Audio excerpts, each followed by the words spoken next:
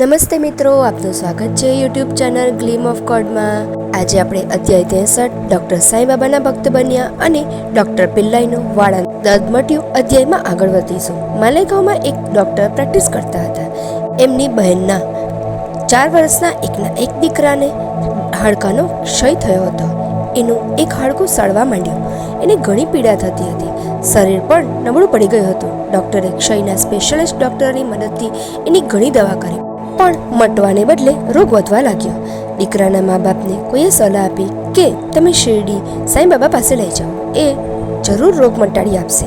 ડૉક્ટરની બહેને ડૉક્ટરને આ વાત કરી, પરંતુ એમણે આ વાત હસી કાઢી। તેઓ ફકીર બાવામાં જરાય માનતા ન હતા, પરંતુ ડૂબતાને તણખલાનો સહારો, એ કહેવત અનુસાર મા બાપ દીકરાને લઈને શિરડી ગયા। પૂછતા પૂછતા તેઓ દ્વારકામાઈમાં આવ્યા।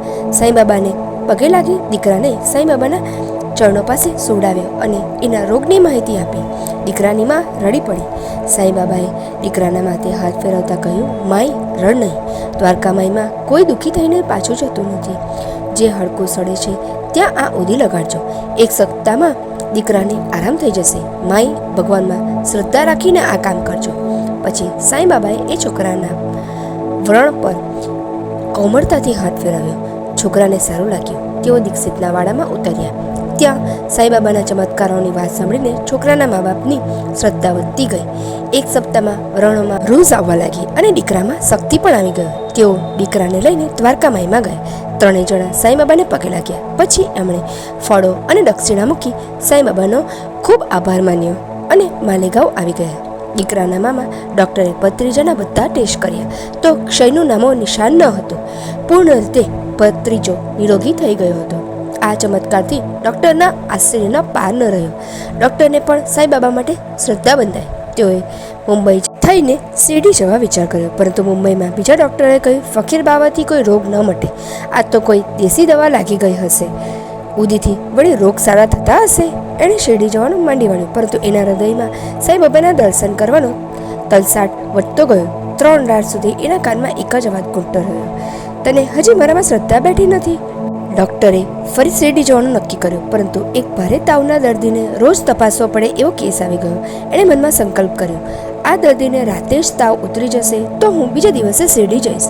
એ દર્દીને તાવ રાત્રે જ ઉતરી ગયો, એટલે ડૉક્ટર બીજા દિવસે શિરડી જવા નીકળી પડ્યા। શિરડી પહોંચીને તેઓ સીધા દ્વારકામાઈમાં ગયા। સાંઈબાબાને જોતા જ એના મનમાં અનન્ય ભક્તિ જાગી ઉઠી। એમણે સાંઈબાબાને સાષ્ટાંગ પ્રણામ કર્યા અને દક્ષિણા મૂકી। પછી એમણે મનમાં સંકલ્પ કર્યો કે મારી બીજાપુર બદલી થશે તો હું ફરી શિરડી સાંઈબાબાના દર્શન કરવા આવીશ। સાંઈબાબાનો ઉદીનો પ્રસાદ અને આશીર્વાદ લઈ એ માલેગાંવ આવી ગયા। 15 દિવસમાં જ એમની બદલી બીજાપુર થઈ ગઈ। એમના આનંદનો પાર ન રહ્યો।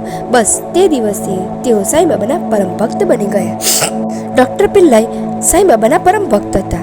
એમને સાંઈબાબામાં અનન્ય વિશ્વાસ હતો। સાંઈબાબા એમને ભાવુક કહેતા। તેઓ જ્યારે સાંઈબાબાને મળવા આવતા ત્યારે બાબા એમને પોતાની બાજુમાં બેસાડતા અને ઘણી વાતો કરતા। એકવાર ડૉક્ટર પિલ્લાઈને વાળાનું દર્દ ઉપડ્યું। એને ભારે પીડા થવા લાગી।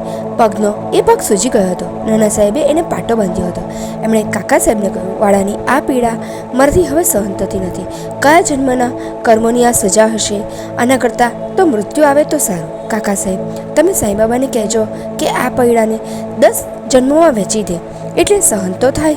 કાકા સાહેબ દ્વારકામાઈમાં ગયા અને સાંઈબાબાને આ વાત કરી। સાંઈબાબા બોલ્યા, પાઉને કહેજો કે તું દ્વારકામાઈમાં આવી જા। 10 જન્મ સુધી શા માટે પીડા ભોગવી? 10 દિવસમાં આ પીડા ભોગવાઈ જશે। હું રક્ષા કરનારો એના માથા પર બેઠો છું ને, મોત શા માટે માંગવું જોઈએ?